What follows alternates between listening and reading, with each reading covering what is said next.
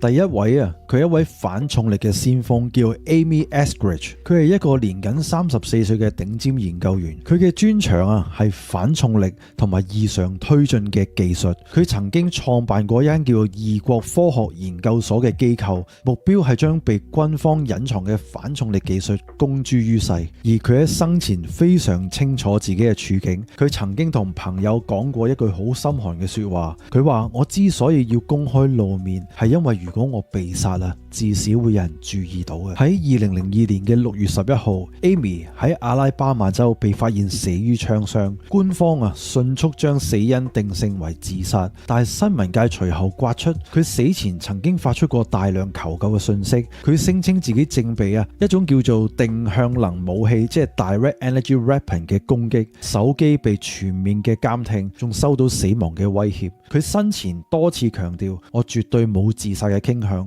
如果我死咗嗰個絕對唔係我自己做嘅。而當時佢正準備發表一項突破性嘅反重力研究。隨住2026年嘅新證據曝光，警方被迫重新檢視呢一單案件嘅。